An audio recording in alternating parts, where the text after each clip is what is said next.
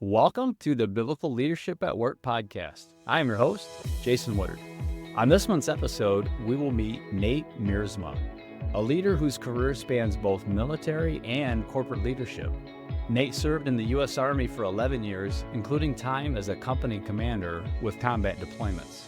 After his military service, he transitioned into the corporate world, spending nearly 20 years at Stryker in leadership roles across strategic sales, marketing, and operations. I had the privilege of working alongside Nate for several years at Stryker, and I found him to be a strong, confident leader that I highly respect. Nate is a devoted Christian who integrates his faith into his leadership. He values integrity, transparency, and a deep commitment to his team's well-being, striving to be an advocate for their personal and professional growth. With a leadership style built on faith, high standards, and a passion for people, Nate is a fantastic example of what it means to lead with biblical principles in the workplace, and I'm excited for our conversation today. Nate, welcome to the show, brother. Thank you, Jason. It was a nice intro. I'm excited to be here. Good. Excited to have you. Hey, as we always do, let's start off and tell us, the introduction hit a little bit of your background, but can you walk us through, kind of talk about from your education, university education, on through your career history, what God has done through you and how he's taken you to where you are right now? Well, God has taken me over, under, around, and through in my career. So I guess I'll start with a little story. I'm not 100% certain why I wanted to be an engineer at first, but I started my education at Purdue.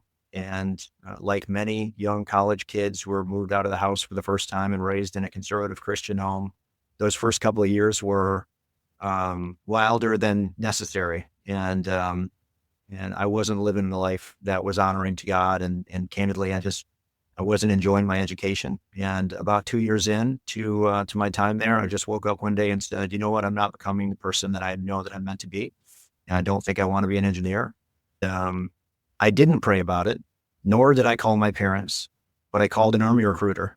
And he came to my fraternity house, and a week later, I wound up being sworn in. I enlisted in the Army Reserve, actually. And so halfway through college, by the way, but before I get there, then I called my parents and said, hey, guess what? Let them know. I don't want to be an engineer anymore. I'm leaving Purdue, and I joined the Army. And you could hear a pin drop on the call for a little while. So thankfully, they were supportive after they realized they didn't really have a choice. And so I went away to basic training, and thankfully I had the presence of mind at the time to join the reserves because I knew I wanted to finish college. So I went away to basic training and military police school after that, and I moved back to Kalamazoo after that, my hometown. And I was fresh out of the Army with a bald head, and I thought I wanted to kick down doors, and I wanted to be an FBI agent or something like that. And so I transferred my credits to Western Michigan University and enrolled in their sociology and criminal justice program. And by the time I was a semester away from graduating from Western, I already had a job offer from Stryker because I had gotten a temporary job there earlier in the year. Okay. And so, I don't know, maybe 30 days in, they said, hey, we really like you. We'd love you to stay.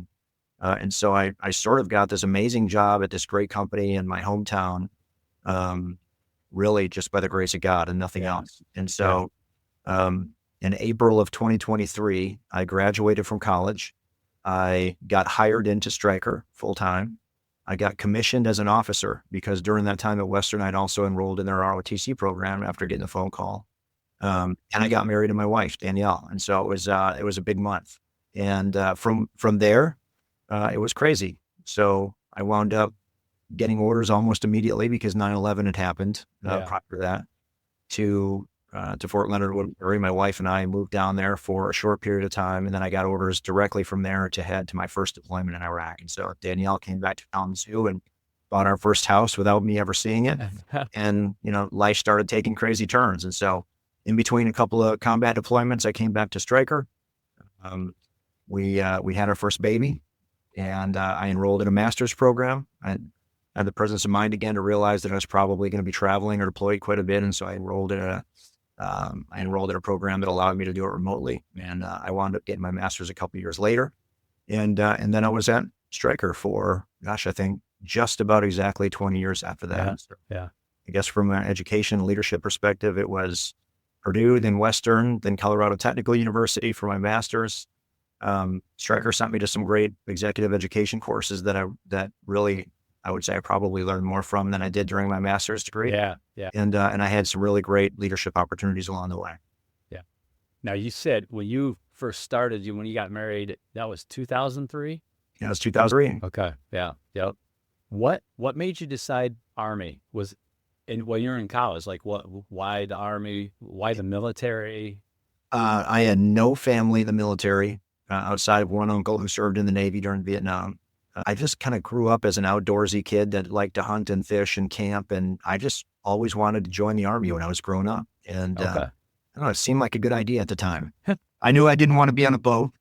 And I think the only thing that I knew about the military really was that the Army and the Marine Corps train generalists in terms of leaders, and the Air Force and the Navy train specialists. And so Okay. you come out of the Army, you'll be a generalist. You come out of one of those other service branches and you'll be a specialist in something. And I just thought that's the direction that I wanted to go.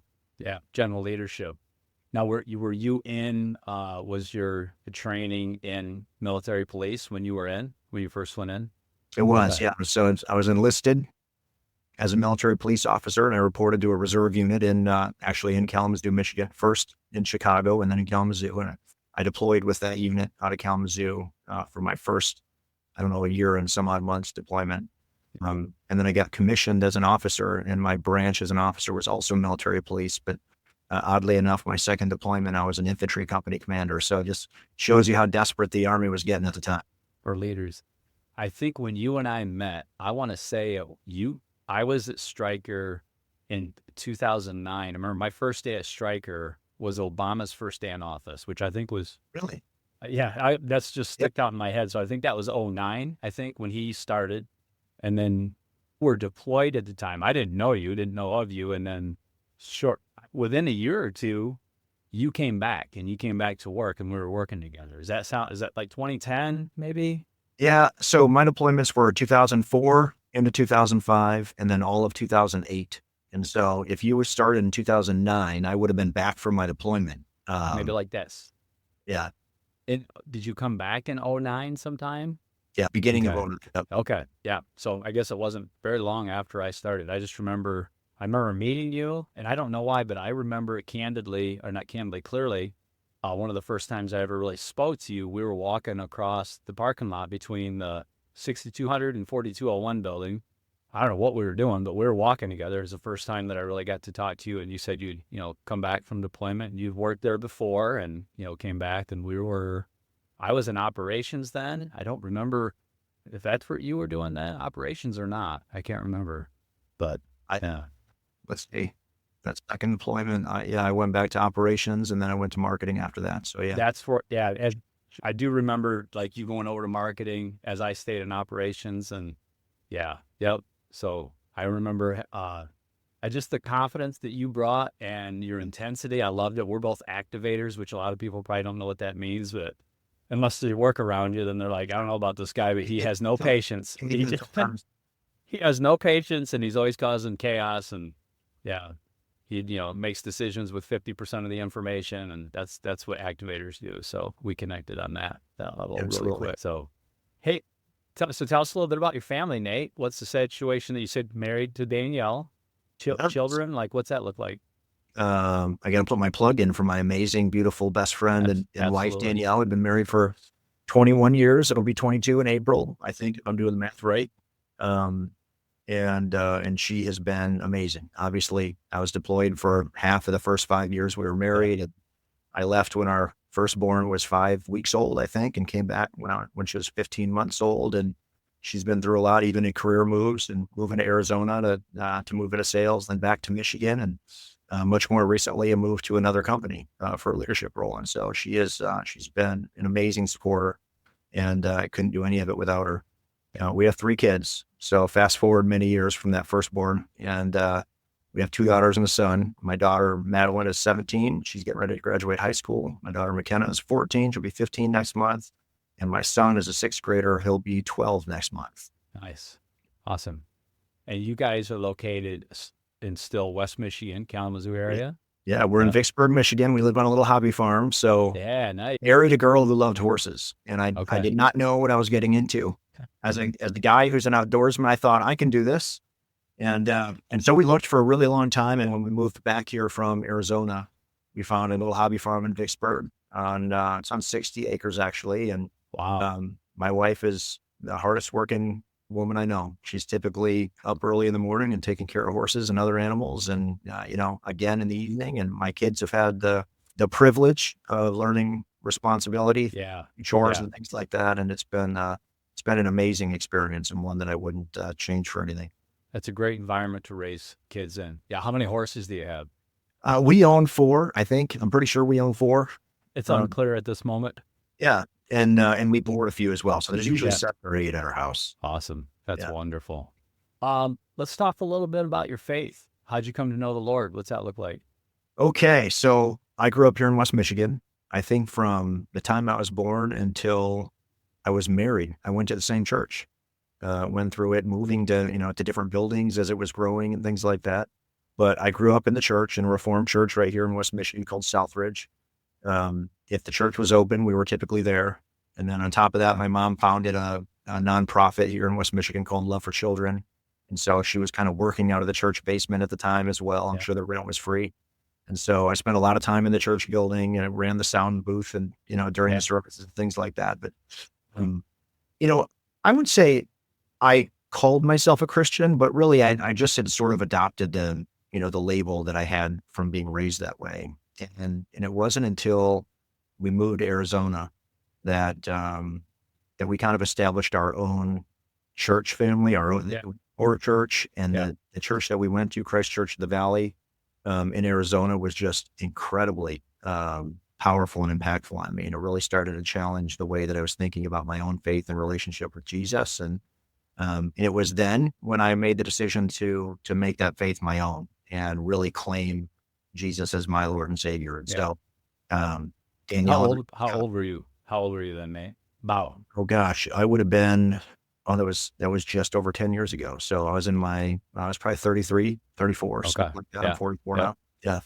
So Danielle and I got baptized as adults there outside, and fortuitously, my brother and his wife and kids had come down to visit Arizona at the time, so they got to see it, just surreptitiously. And I really, since then, have been on a new journey and had a true relationship with Jesus. Yeah, praise the Lord for that. And I asked you your age because, we as parents, and I know there's other parents listening, are raising our children in the fear and admonition of the Lord to the best of our ability. Yeah. And they sometimes don't mature in the faith at a rate that we hope. And sometimes they outright rebel and walk away. And, I think it's important for us. We have to keep praying for them and loving them and discipling them as much as they'll allow us to. And, maybe they are 34 years old and they're a parent when they all of a sudden, the Holy Spirit wakes them up and they change. So we can't give up.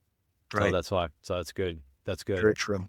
Go a little bit back on the professional side. What are you doing right now? Talk a little bit about your role now. I know you were a Stryker for a very long time. You worked in a lot of different roles there, but tell us about what you're up to now.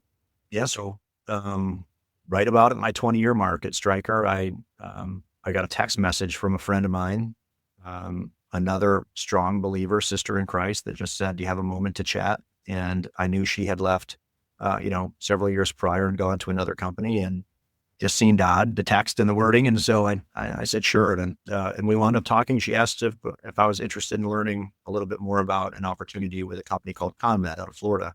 And if I'm honest with you, I'm not sure that I was really that interested, but I said, I really only have one question. Would I have to relocate? And she said, let me get back to you.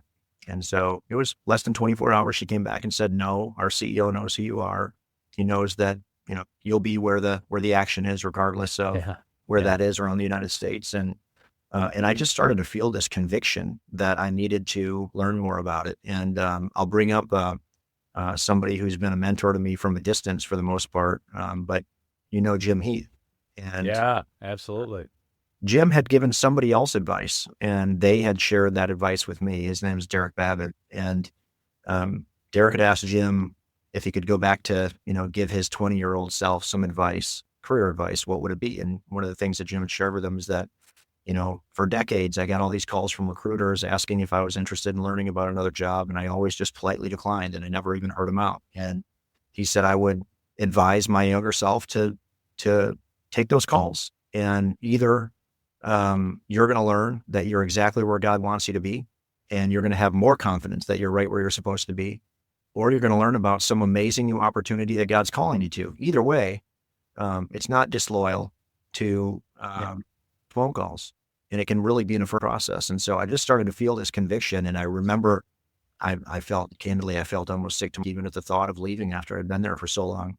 But the more that I got to know the company, and the more that I got to learn about the man that I was going to report to, Pat, the more excited I got about the opportunity. And so I just started praying hard about it. And all of a sudden it was like the weight came off my shoulders, and I realized, wow, I can make a decision. I'll leave this company. It'll be just fine without me, I promise. And I think this is the right thing for my family at this time. And I feel God calling me to do it. And so I now lead the orthopedics division at Conmed Corporation. Their office is in Largo, Florida, down on St. Pete. I'll be there next week. But in reality, I spend time wherever I need to be around the country. Yeah, that's awesome.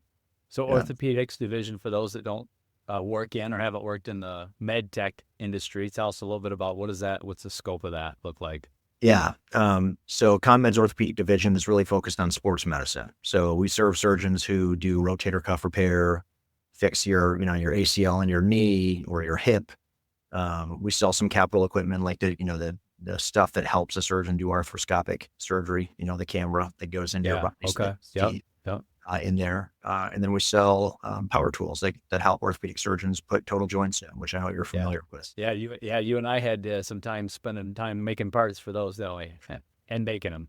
Yeah. So that's a pretty big job. I was super excited to see you get that. I mean, since I first met you, I knew you had tremendous amount of bandwidth in your leadership potential. So congratulations on that. You. And really glad. When you were going through that decision process, Nate, what was Danielle's input? Like, what was that conversation like with her? And then in the end, how did that look? Yeah. Danielle's always been an encourager for me, and so I think, sometimes to a fault where I'm like, oh, I'm not that good, I promise. But she just encouraged me to learn a little bit more about it. And she was a sounding board for me when I wanted to talk about things that I was concerned about. But I'd say most important, she's kind of like my chief de-risker, because she would just say, you know what, if this whole thing completely flopped, you'll get another job. It'll be fine, and it made me feel a little bit more comfortable with stepping out in faith, and knowing that I had her support and doing it mattered a lot, because, starting a new job also required really rolling my sleeves up and spending a decent amount of time on the road. And that's so important. And that's the reason I asked that we're the role I'm in now. And I took this job I had at the time was in kind of a bad situation, had a new leader come into the organization. The person that hired me was let go. Yeah. So new leader came in, was not looking good. So I was starting to look, and I had actually two offers, which was wonderful, but they were very, very different industries. And I just remember a lot of prayer, speaking to my wife, and then speaking of old mentors from Stryker, Judd Haw is someone that I think very highly of. I will still reach out to him, and I did on this occasion. So between, some advice he had, and then my wife, and, and some of it, in fact, was going to be, there were some decisions that would impact us as a family on, even financial decisions. There was 2 different roles and 2 different pay levels. And the same thing, my wife's always been like, whatever, I want you to be happy and you be able to be successful in either role and supportive. So yeah, what a blessing to have a partner like that. Is in any important life decision, my prayer usually sounds like this: God, I'm dumb. Please smack me across the head with a 2x4, slam the door in my face to what I'm not supposed to do, and open it wide in the other direction, because it's probably the only way I'm going to recognize which way to go. Yeah. And then I, leave it up to him. And so it all worked out. It was clear to me. That's awesome. So, hey, big job, a lot of responsibility, probably intense workload. what does your spiritual disciplines look like, Nate, to keep you close to the Lord through all that? I don't know, you're probably not going to like my answer for the purpose of your podcast, but if I'm honest, I've always felt immature in this area, sort of. So I've always sort of felt like I don't measure up, right, Yeah. to the people that I spend time with or that I talk to from a faith perspective when it comes to this department. So before I really became a Christian and owned my own faith, even then I did devotions here and there. I read the Bible every once in a while and stuff. And in Arizona, we joined a neighborhood group. It was a big enough church and, master plan communities all around the church. And so we joined a small group of people that live right there in our neighborhood. And I started to really understand spiritual disciplines a little bit more then and the importance of community. Yeah. But, the things that I want to do daily, it's almost like Paul talks about in the Bible, I still struggle Yes. to do. And the things that I don't want to do, I do. And so I don't know, maybe I should be easier on myself in this area, but it's not really the way that I'm wired. So I'd say I try to spend time in the Bible every morning, and I fail miserably. Sometimes I spend a lot of time, sometimes I spend a little bit of time, and sometimes I completely miss it and forget. And the same thing with prayer. Sometimes I'm praying in the car on the way somewhere. Sometimes I get good quiet time in the morning, but I'd say spending time in the Word and prayer are both really, really important to me. And sometimes I forget until some random time in the middle of the day, and I just stop what I'm doing and just talk to God for a minute. Yeah. Well, I appreciate your transparency, brother, because that's part of being on this podcast, and the listeners that I have, I'm sure it's all over, right? If we're honest with each other, there's people at different places in their walk. So no, I do appreciate that transparency, and it is a struggle. I think I've been a believer a serious believer for almost 30 years. And I can be honest with you, probably only in the last 5 where I felt like that daily discipline, maybe Yeah. even the last 4 or 5 has really gotten consistent and rich. Yeah. And, so you just keep striving. Like you said, you feel that conviction and you push yourself to do better. And, yeah. But I was praying about this it's probably been time flies, 6 to 12 months ago or something. And I was just like, man, it just feels still like discipline, right? Like I'm forcing myself to do it, but I really want to delight in it, not just feel like it's a discipline every day. And, so I was praying to God about it, just saying, hey, God, I want to delight in this. I don't want it to feel like it's work that I'm putting in every morning in order to do it. I don't want to feel like I'm rushing through it, just to say that I did it either. Just check a box. Yeah.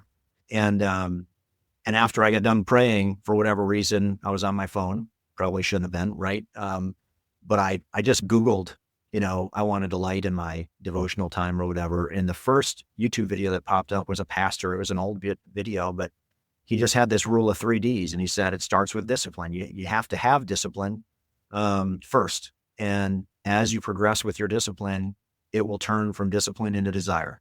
And you'll start to want to do it instead of having to do it. And maybe a long time after you have the desire, you'll go from desire to delight. And you won't just want to do it, but you'll delight in it when you do it. So, I'd love to fast forward to being in the delight phase. And honestly, I do feel the desire more routinely now to do it than the discipline feeling, but I would love to get to the point where I'm just delighting in it and I'm, prioritizing my time accordingly. Like I want more time for this. Yeah.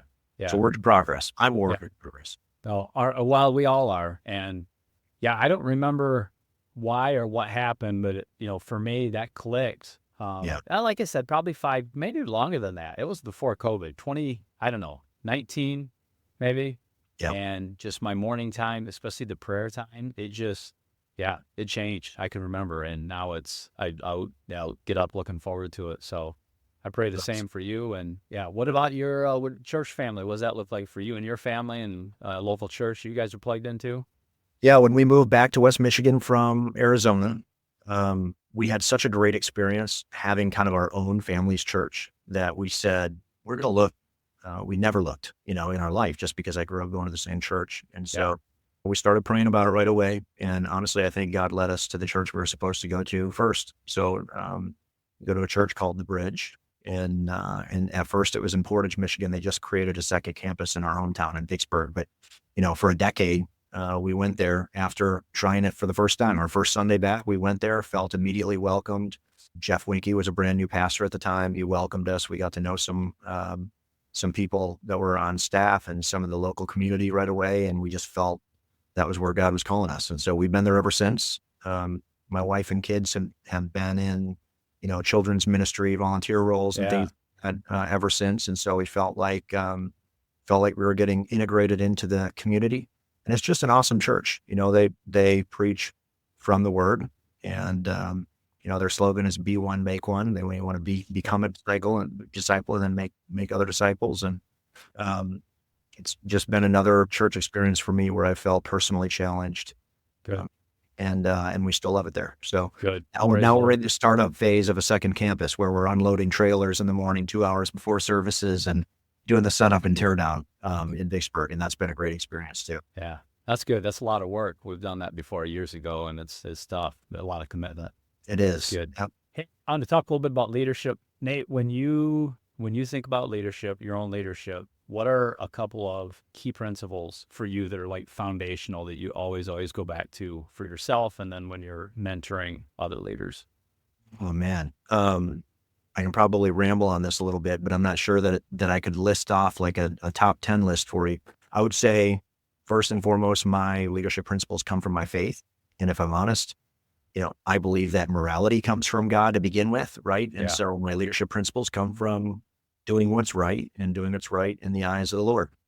He's my God. So I need to do what's right in his sight first and foremost. And so they're highly aligned with my faith. A lot of them come from the military as well. I learned some great leadership in the military that applies to life, not just to the military. But I guess I would say a couple things. One, put people first. They're your most important and your most valuable resource, asset, whatever it is. It's almost, devalues anyone to put another word on it, but they matter the most. And if you take care of your people and engage your people and have the right people on your teams, then the results, they happen. It just happens. Yeah. Secondarily. And so put people first. Integrity matters. Do what's right no matter what. I feel like I've never worked for an organization or been part of an organization as a leader that didn't drive that home really firmly. And, I haven't always been perfect, but I'll tell you what I've learned over time is that it takes a long time to build trust. And it takes one bad decision, one easy wrong instead of the hard right to break someone's trust. That's right. And it's a lot of work to build it back up again. So just doing what's right the first time and doing what's right all the way right the first time really matters. And so I stress that with my team as well. I got to share a story. Yeah, please. I got to share a story about you that I have always remembered. And this is probably a random conversation that you don't remember. It talks about your integrity. And I thought about this many times. When we were working together at Stryker, and in fact, I think someone else told me you said this. So I think this was secondhand. So maybe a legend or a rumor, but I believed it, and I still do. It was annual review time, right? Mm-hmm. Everybody's favorite time. And and the way it worked at Stryker was the manager would write the review for their employee, but that manager's manager would have to sign off on it, but first and say, okay, yeah, I agree with this or not. And what I was told was that you had done that and you would give it to your manager, and your manager was pretty critical and wanted you to make some significant changes. And you said, it's my signature going on the paper. It's staying the way it is. And that was it. And I was like, man, hell, it's a lot of bravery because, this is your manager. But that was, Nate, when I think of you, and I think about that probably every year at review time, that memory pops up in my head. So I think about you at least once a year. But no, I mean, that was for me, that your integrity has always been something I've seen shine through. This is where you are. This is what you believe, and this is what we're going to do. And you weren't rude about it. You always had that smile on your face, and say, this is it, man. So anyways, I just want to share that story that I always remembered about you. Thank you. I probably, hopefully said it politely and didn't put my finger in their face or anything like that. But right. At times you got to stand up for what you believe in and hopefully do it out of love. Yeah. It doesn't prevent me or anybody else from giving transparent feedback. But I need to give my feedback, not somebody else. That's right. I read a book last year. It was called Radical Candor. I don't know if you've ever heard of it. Yeah. Yep.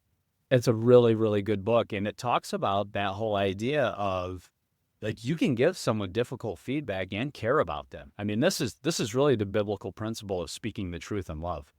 Right. And, I care about my team members enough that when they're failing, I need to let them know, and not in a demeaning or disrespectful way. I want them to know where they stand and not surprise them, with firing them or some other action that they don't know why. Why am I being treated this way? Why am I being demoted?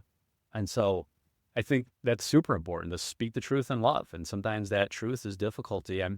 I've had, and I know you have had to too, terminate people. I've had to let people go, and you still do it in a way that's loving and caring and, respectful of them.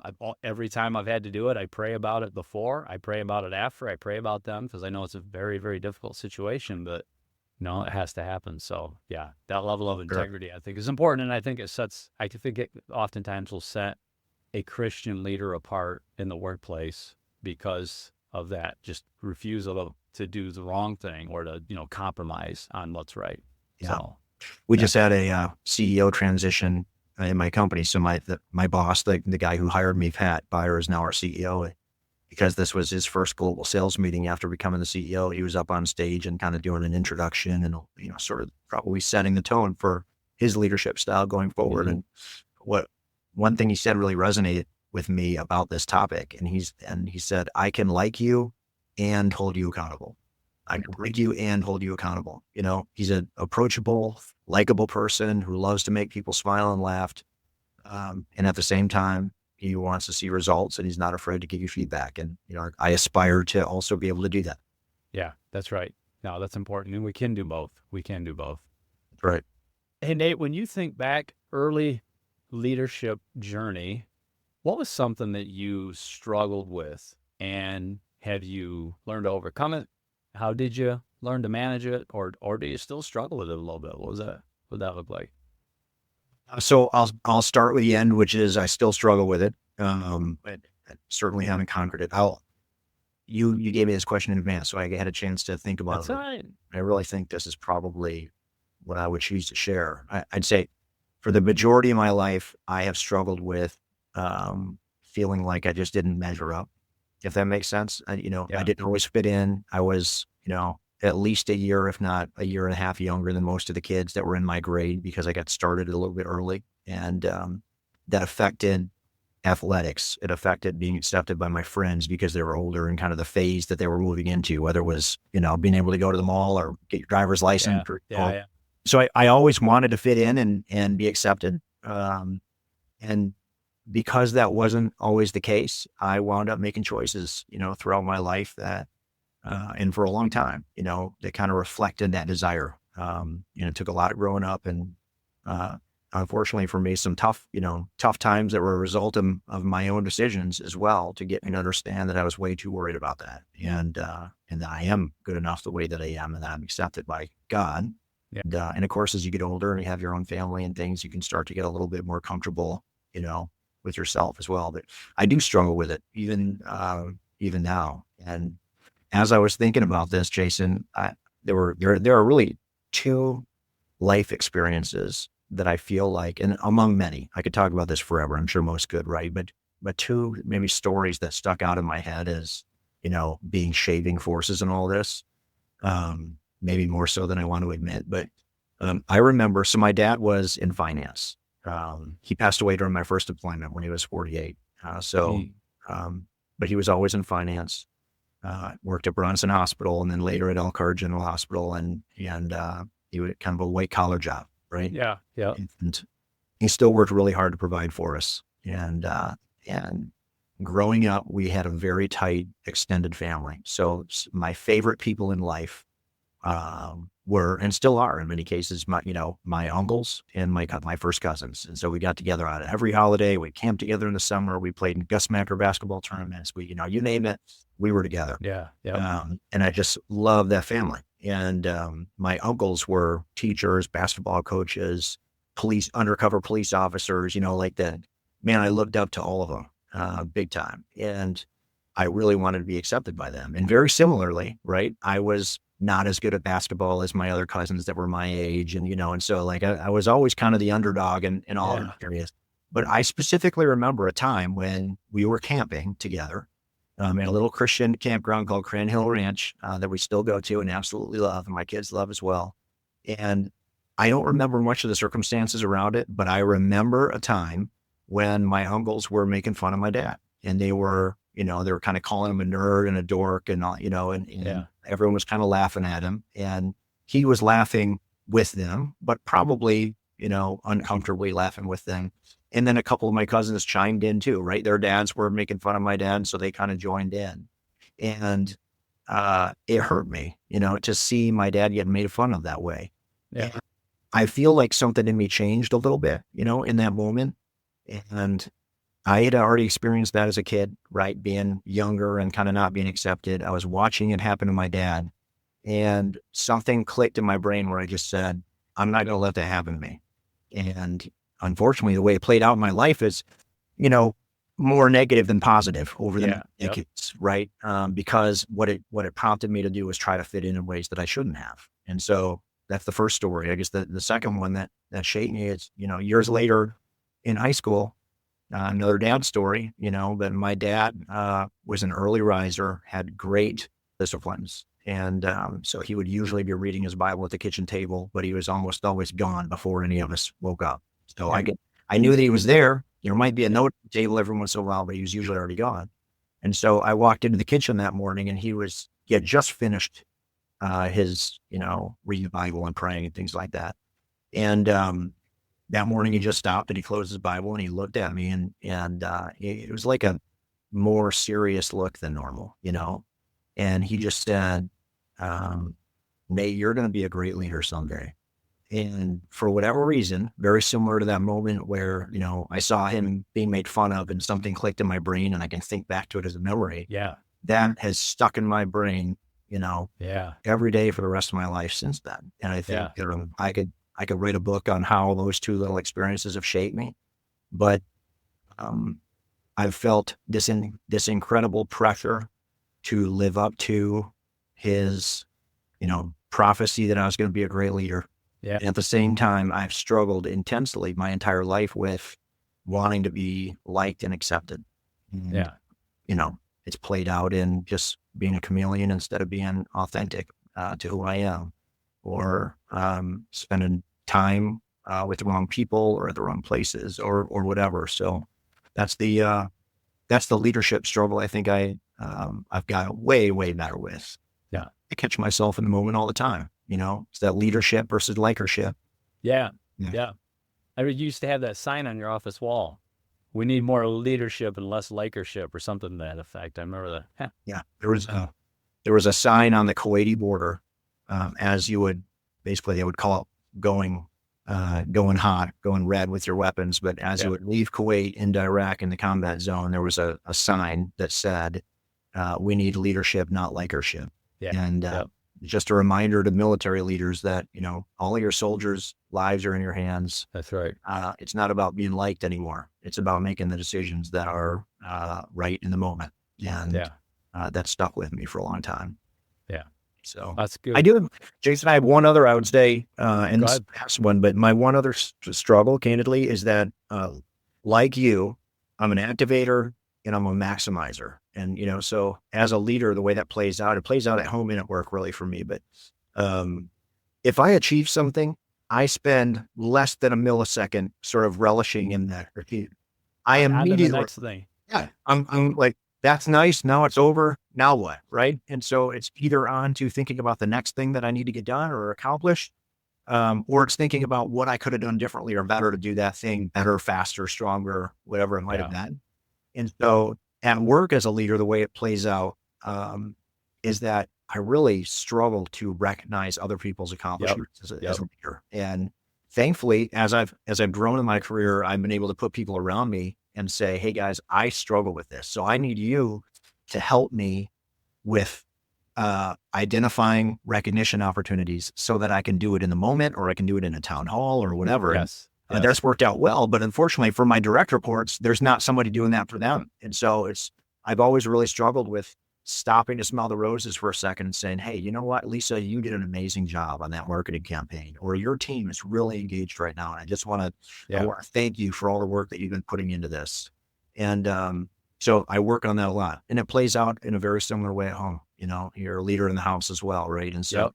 I may get into a house that's, I've been away from for 3 days, and, I told you my wife works really hard. She's done chores a couple times in the day and ferried kids around, and the house could be spotless, and there could be like, dinner in the oven, and I can smell it. And for whatever reason, in the moment, I will say something like, hey, why are all the boots not lined up on the front?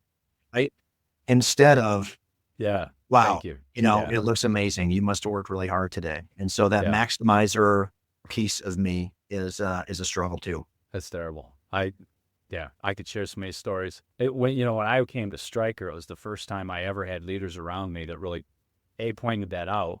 It was always, why would I recognize, like, that's your job. Let's go on to the next one, I mean, it was bad. Congratulations, your badge works. Yeah, exactly. And it was Rich DeVault, who was my first manager there, that really taught me about layups, right? I want weekly layups. What does that even mean? I want you guys to tell me things that I can recognize on your team. I still do them to this day. I did them today in the town hall with the production team. But I asked my staff, hey, what good, can I recognize from the last month on the team that I'm probably completely oblivious to? And so, yeah, it's a ongoing battle. And you just want it to come naturally. I want it so badly, Yeah. And I have really hurt sometimes my family, and I've gotten better at it, but same thing where I walk in and I'm like, why is this? And they're like, did you not see the other 50 things that you could appreciate us for? So yeah, that's been tough. Can be our own worst enemy at times. Yes, absolutely. Hey, I want to ask, Nate, how do you strive, and even just practically speaking, how do you honor Christ in your work? What are the things that you try to do to honor the, you have a job, you're a general manager, you're responsible for a division and leading people and, making numbers. As you do that, how do you try to honor the Lord through that? Probably most simply, is I just try to love people the way that I know Christ loves them. One of my favorite country songs, says, always be humble and kind. And, there's a million sayings about it, but it starts with just the way that you treat people. And I'm not 100% certain that anything really good has come from a leadership situation where somebody felt disrespected or you criticize someone in public instead of in private, And so I really try to love people the way that I know that God loves them. And that includes when they're making choices that I don't necessarily agree with. I mean, it's not for me to judge if it's not in the professional sense, right? So I try to honor them in the little decisions that I make, and I'm probably batting 500, in that. I'm far from perfect, but I do my best to just say little prayers throughout the day and just remind myself, hey, this is going to be tough. Let's make sure that I'm honoring God in this conversation, or this could be an opportunity to share just, my faith with somebody that I barely know if this conversation could go well. So, it's probably cliche, but at the end of the day, I want, if I got hit by a bus today and you were to go, to my office and start asking people about me, my dream would be that if you said, hey, tell me about Nate, or did Nate love Jesus? They would say, oh man, absolutely. Nate lived his faith in his work. And I don't know that I always do that, but I try really hard. Sure. Yep. No, same thing. Yeah. Especially being a fairly high strung activator, there's times when things aren't going well and you say things you shouldn't and lose your cool. And you're like, man, that is not Christ honoring, but yeah. I did want to get that message across. I just didn't want to get it across that word, right? Exactly. Yeah, that's it. Well, and I think that's part of it too. Your team, I've had to apologize to my team, which are like, I ain't got to apologize for that. And I'm like, no, I want to apologize for that. I shouldn't have said that or, came off like that. So I think that's part of it. That's a big part of it, knowing the people knowing that you can ask for forgiveness and can apologize, and that you see that, that you see the fact that, you make those mistakes. Yeah. That's huge. Yeah, well said. Hey, so I believe that, as leaders, we should always be trying to keep ourselves sharp, and whether that's reading, listening to other leaders, any that you'd like to share. I always try to get the names of, authors, podcasts, like what do you do to keep yourself sharp Well, I on think you that? said you've been doing this podcast for 3 years now, so probably no new names at this point in time. But like we were chatting before you hit record here, I love podcasts, um, as you do, and I'm on the move a lot. So, Yeah. from a traveling perspective, it's a lot easier for me to click play on a podcast, knowing that it's a half hour long or whatever, Yep. and just feel like I'm developing as a leader and as a disciple, that way. I love Craig Rochelle. I love Yeah. Abe Stanley. I love Patrick Lencioni, Malcolm Gladwell, some classic, like Zig Ziglar, whatever. I just finished a book. John Eldredge, maybe one of my favorite authors of all time. Not really necessarily leader, more just man, Yeah. in terms of the subject matter, but just finished a book called Practicing the Way by John Mark Comer. And ironically, I was like, this book was so awesome. I sent it to a couple people, and our church started a series on it like 2 weeks Oh, later. nice. All right. Um, yeah, so I'd say those are the names of just really strong faith-based leaders that I love books from, podcasts from. Yeah. They'll Yeah. have leader guides along with their podcasts that I like to dive into a little bit. Um, and then maybe one non-faith-based book that I just, it's been with me for my entire career, and you might have read it as well. But I think in the first 30 days that I started at Stryker, the vice president of HR, his name was Jeff, handed me a book called First Break All the Rules Yeah. by Marcus Buckingham and I Yep. forget the other guy, but it's just a little thin book, but just some really Yeah. powerful leadership principles in there that kind of changed the way that I thought about leadership really early Yeah. on in my career. And I kind of applied a lot of those lessons, still today. Yeah. I think that must have been mandatory reading at Stryker. I I think so. got that one too. Probably. We, That and we had to buy 30,000 books a year or something.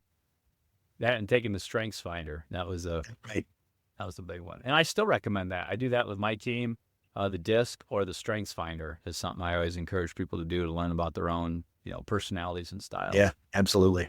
Hey, if you had someone sit down with you, Nate, let's say they're, whatever, in an individual contributor role, and they get their first role managing people, and they say, Nate, I know you have experience doing this. I'll buy you a coffee. Let's sit down and give me your best advice. What kind of advice would you give someone moving into their first leadership role? Yeah. At least for me, I've always just kind of prescribed by the just do really good at the job you're in now, Yeah.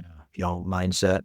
I feel like there are a lot of people, and it's like my mind went here even when you said, hey, young leader wants to have coffee. So many times it's like they're asking all these questions like they're ready for the next job and they want to do the next thing as fast as possible. And at least for me personally, in my whole career, I never applied for a job, not one, because I was just focused on doing the right thing in my current job. And then somebody came up at some point in time and said, hey, would you consider this job? And so I think that's important. Just do a good job at the thing that you're asked to do and be a good leader with the people that you're trusted to lead. Yeah. Somebody's going to notice, and then you're going to get the next opportunity. But in terms of like stylistic or character types things, I just say don't try to be perfect. It's a waste of time, and try to be authentic. So being true to yourself and sort of on the scale of 1 to 10, where 1 is like I'm my authentic person no matter where I'm at work and at home and at school and with my friends and with the board and anybody else, and 10 being a chameleon and I just adapt to whatever environment that I'm in. Do you have to adjust, or read the room a little bit if it's a formal situation? Yes, but I think in general you want to be on the authentic side of the scale, and I think that's something that's important. More now than ever, right? And in leadership today. So, and I guess the last thing is, everyone gets better when the leader gets better. I hear Craig Rochelle and Andy Stanley saying that a lot on leaders podcasts. Don't be afraid to work on yourself or to take that half hour, that 1 hour time block, a week or every other week to go, I'm going to work on me because to become a better leader, my team's going to become a better team and we're going to reach better results. So you got to work on you as well. Good. I like it. I can't, even recently I had this conversation, and I've had many of them in my career, where I'll have somebody come and ask about that next promotion and that next thing. And I've had to say too many times, you're not performing in your current role Yeah. very well. So let's focus on that. I just had this conversation with someone recently, and they took it very well, and we saw some positive response from them.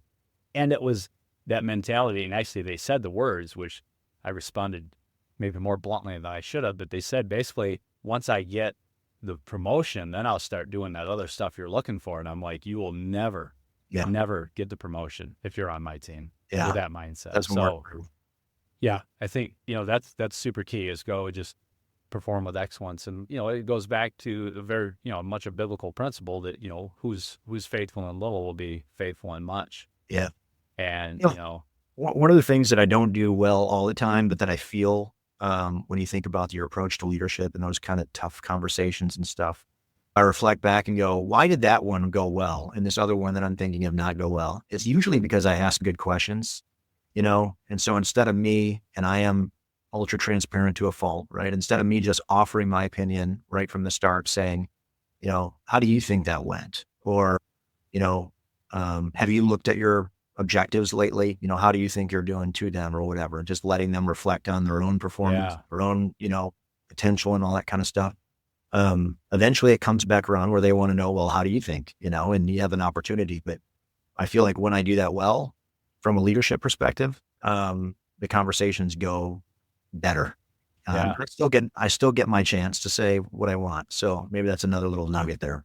That's a good nugget. And that's something I don't do well, because as probably that activator in me, I just got to say it and get it out there. And so I think that's something I could probably do a better job, is ask, because I when I have, like, many times that person is either at where I'm at, they'll admit, maybe we're aligned, or at least they're close to it. And so allowing them to walk through that, and probably then your delivery doesn't feel maybe as much like blunt force trauma when they openly said, there's a gap.